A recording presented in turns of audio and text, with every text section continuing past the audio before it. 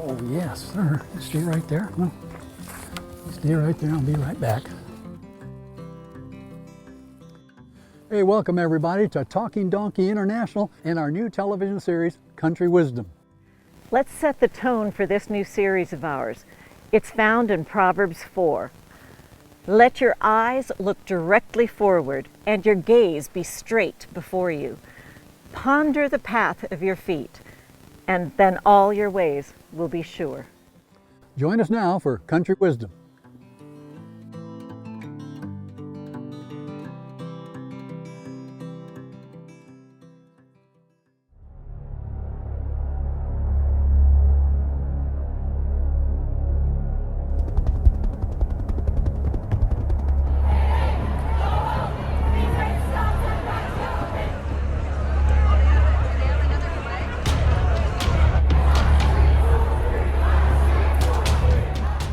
You know, here we are downtown. Every city in America is basically the same thing is happening. The same thing's going on.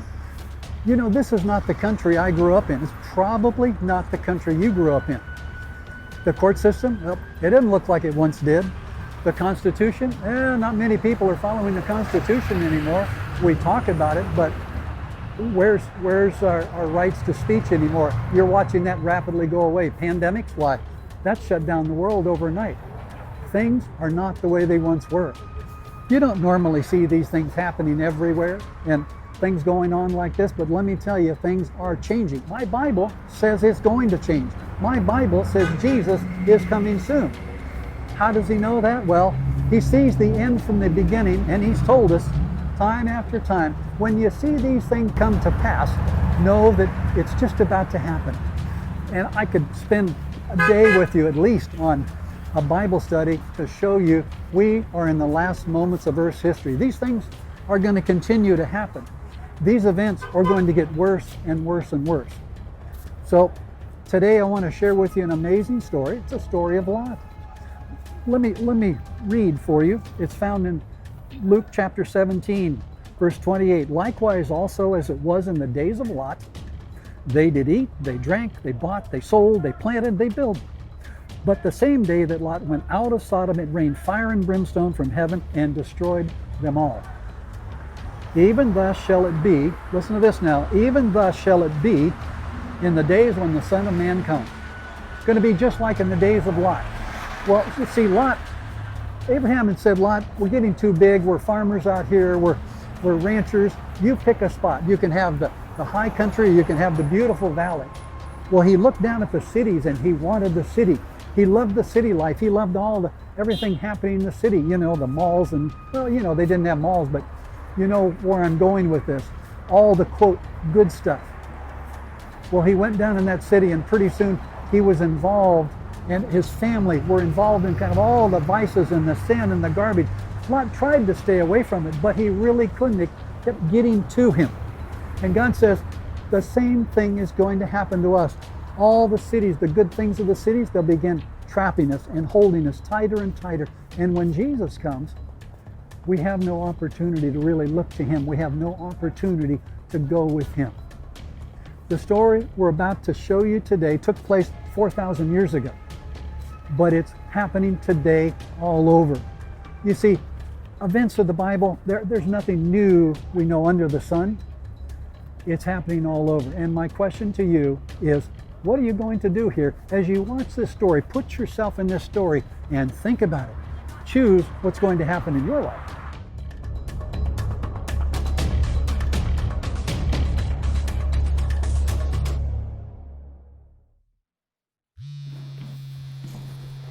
Ooh, eat it, oh, eat it. Hello? Yes, this is Edith Lott. Candace, thank you so much for getting back to me. I really, really want to be involved in this project of yours. Oh, a new youth center is going to make such a difference in that whole neighborhood. Now, when is your next meeting? Wednesday? I'll be there. Oh, no need to thank me. Thank you for thinking of me. All right, I'll see you Wednesday. Bye-bye. Eat it. I'm sorry, I had to take that phone call. I have 2 really cool guys for dinner tonight. With you? Yes, they're right outside. For dinner? Yes, yes, they have something important to talk to us about. Look, go give them the grand tour. Show them around, show them the work that we're doing in the East Garden. Okay. Oh, and take the landscaper's sketches with you. Let them see how gorgeous it's going to be when it's all finished. Okay. I need to go and warn Consuela that we have 2 extras for dinner. Just like you should have warned me.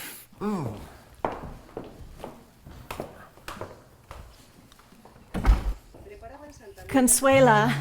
See? Oh, it's Aunt Sarah again. Oh, what am I going to do? I'm going to let it go to voicemail. The same way I did the last 3 times she called. Just give me a minute.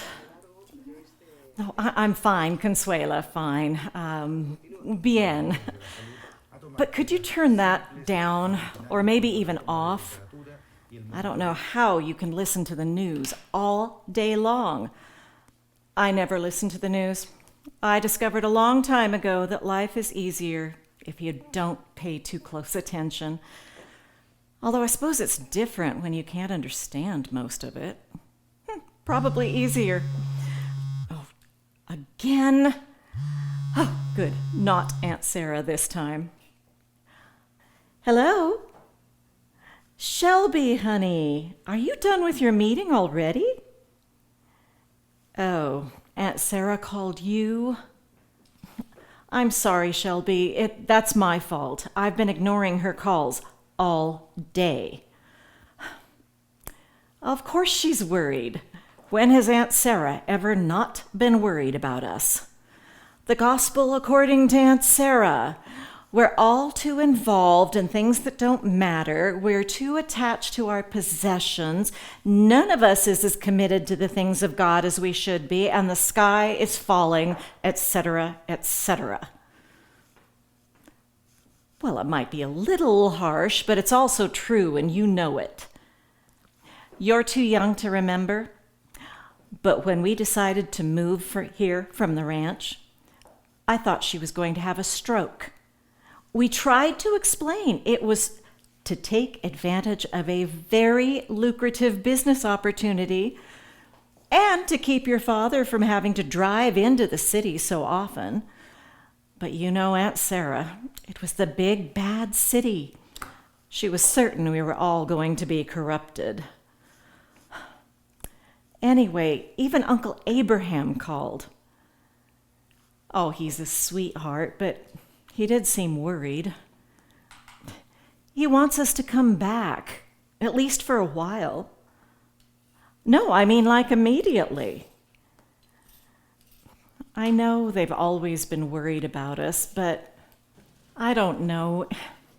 He just seemed more urgent this time. Maybe I should call him back, talk to him a little bit more. And your Aunt Sarah has been calling non-stop ever since, wanting to know if I've had a chance to think about it. As if I have had any time to think this morning. I spent almost all morning on the phone with your dad's secretary, playing phone tag, because your dad never answers his cell phone, trying to figure out if there's a time this winter that we can all go skiing together. I'm thinking Tahoe. And the rest of the morning I spent online trying to track down a supplier for those miniature orchids you want at your reception and the diamond-shaped truffles that Mackenzie wants at her bridal shower. Tell me again why you two can't just make this a double wedding. Oh, that's right. Because you want to be a romantic St. Valentine's Day bride, and Mackenzie insists on being a traditional June bride. Why can't you twins be a little more alike? No, you know I don't mind. I waited long enough to have you two. I think I can be forgiven for indulging you just a little bit. All right, yes, I know you need to get back to your meeting. But Listen, Shelby. Don't worry about Aunt Sarah. I'll call her. I promise I'll call her. We'll get this whole thing straightened out. You know your Aunt Sarah. Something is always going on, some crisis always looming. She has been predicting doom for this whole city for at least as long as I've known her. And so far, we all seem to be just fine. I doubt today is going to be any different. Anyway, I'll let you go. Oh, but you are going to still come to dinner tonight?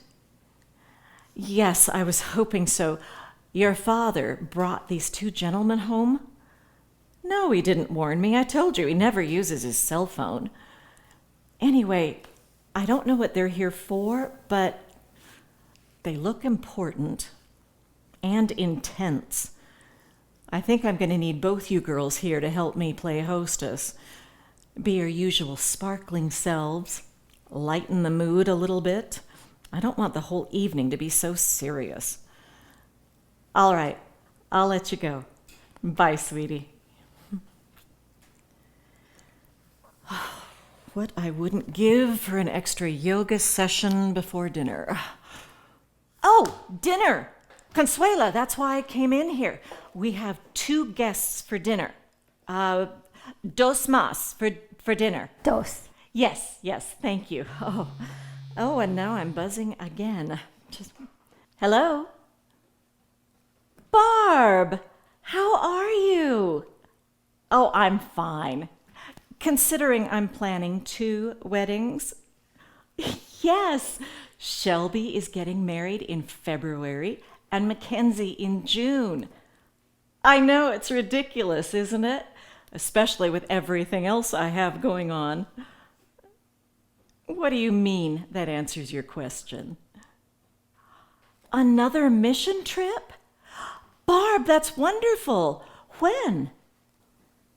Oh, Barb, there's just no way. This will be the 3rd time we've had to turn you down. Every single time something has come up.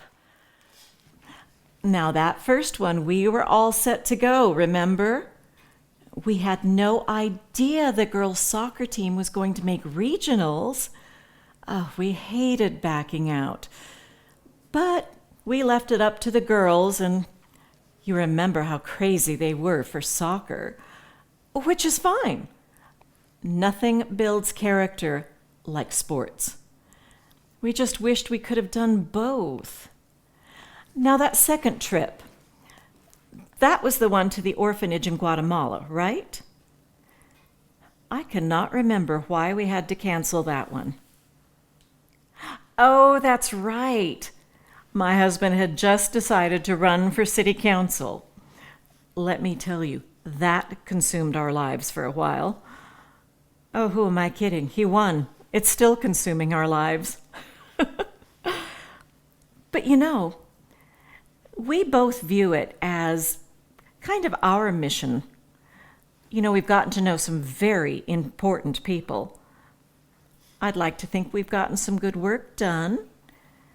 And we've had a little bit of influence around here. Oh, well, no, it's nothing like your trips. But then we really can't, can we? Not in our circle. You would not believe how careful you have to be nowadays with anything religious. But it just wouldn't do to get labeled a conservative nutcase. You'd have no influence left. Anyway, we really do want to go someday, Barb. I know I keep hearing that they just change your lives. I've had more people tell me that after their first mission trip, their whole life was different. Oh, are you suggesting our lives could use some changing?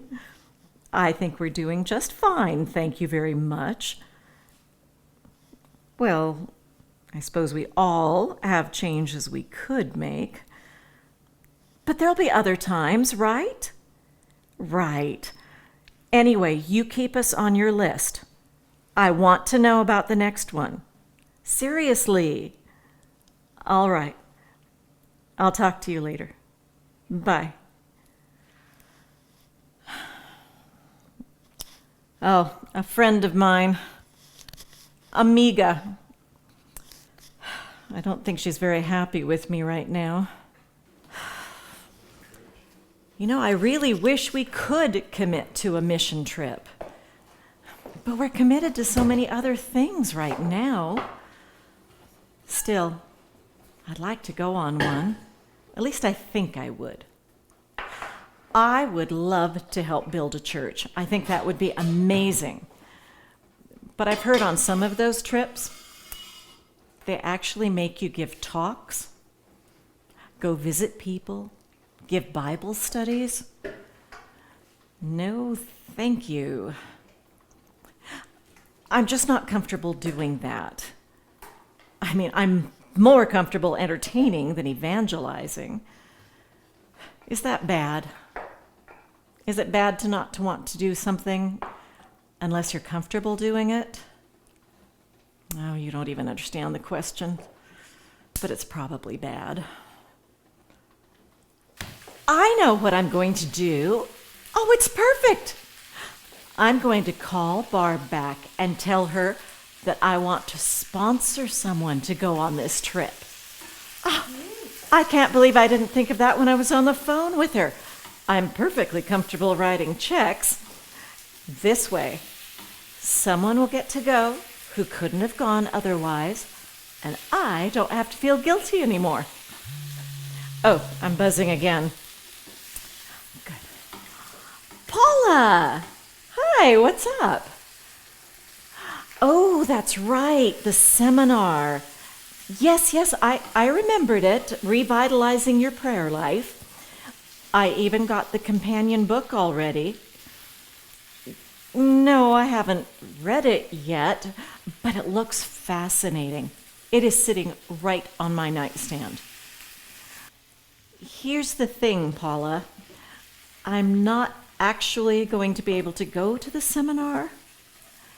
No, it has nothing to do with the drive. It's just that is the only day that Mackenzie and I could get in to see Chef Roland. She wants him to cater her reception. Oh, he has this marvelous French bistro. You've got to go there sometime, Paula. It's unbelievable. It can take weeks to get a reservation. That's how good it is. But let me tell you, the goat cheese souffle infused with fennel is worth the wait. What? I know. I'm sorry to miss it too. But this is really important to Mackenzie. She wants me there with her, and, well, family comes first. You understand. Look, Paula, I plan to read the book. I promise. And you said you're going to record the whole thing, right? So I can watch it sometime when I'm not as busy. All right, I'm always busy. But after the weddings, it really should calm down. I will make it a priority then. Paula, I am interested in revitalizing my prayer life. I know it's important. I'm not canceling because I don't think it's important. It's just that, well, this time I've got to put Mackenzie first. I will, I promise. And we really have to talk again, but right now I've got company waiting. Paula, I am taking it seriously. And I will spend some time thinking about it more. I'll see what I can do. All right. Bye-bye.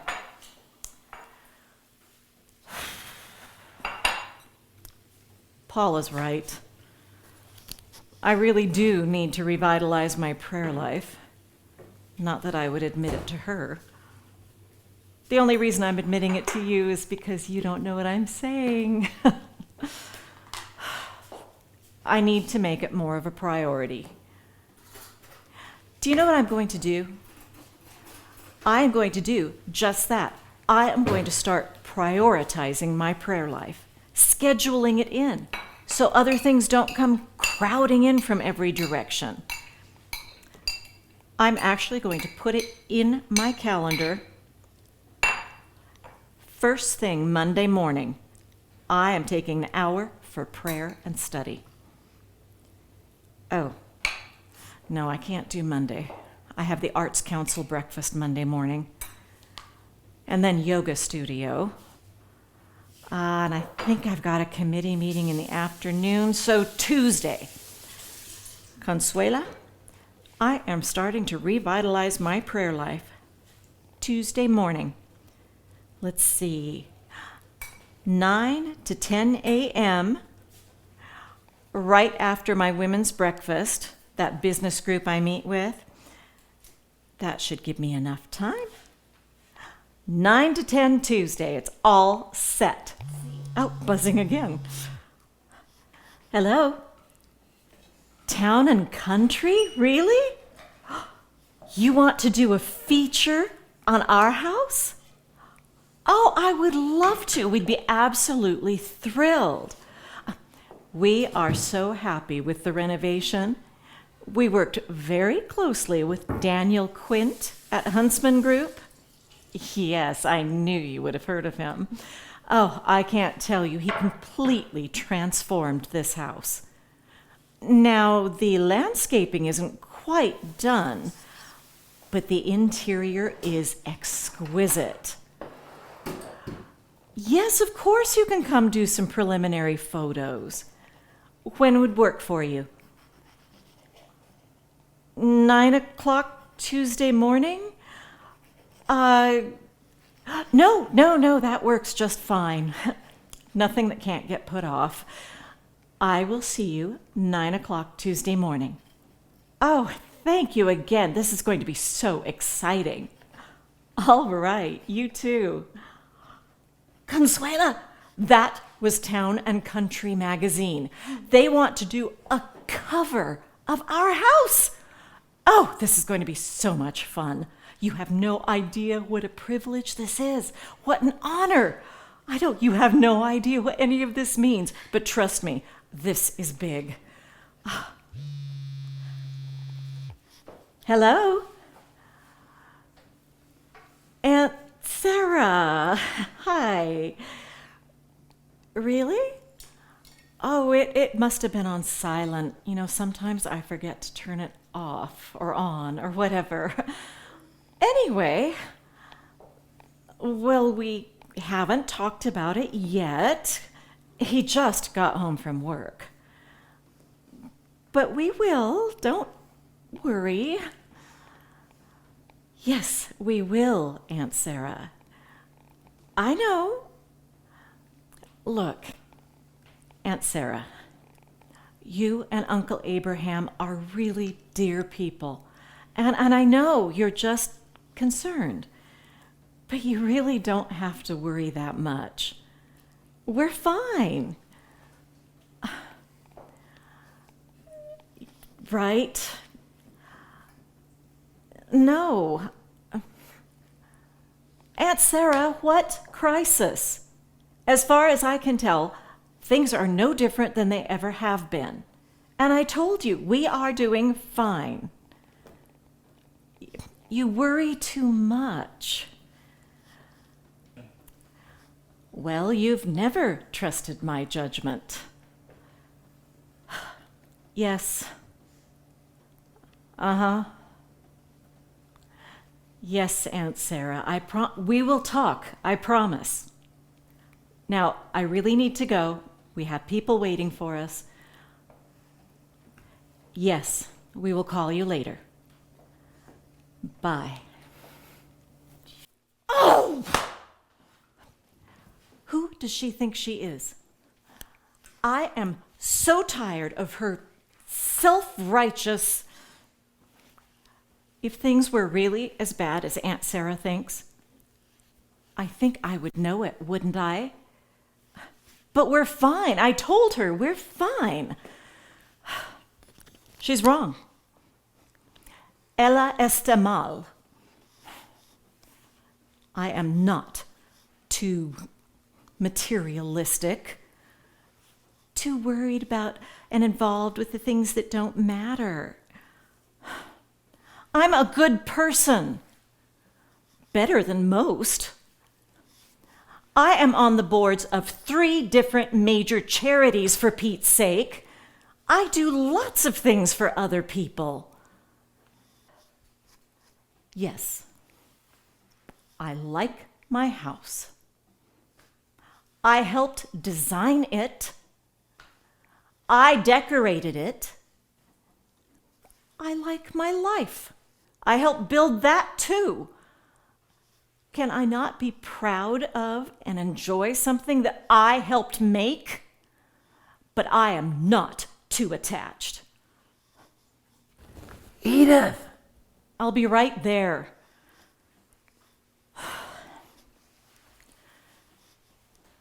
I know that Sarah is wrong. I do like my life. I am comfortable. I'm quite sure that if the time ever came, if I really thought it was necessary, I could walk away from everything without a backward glance.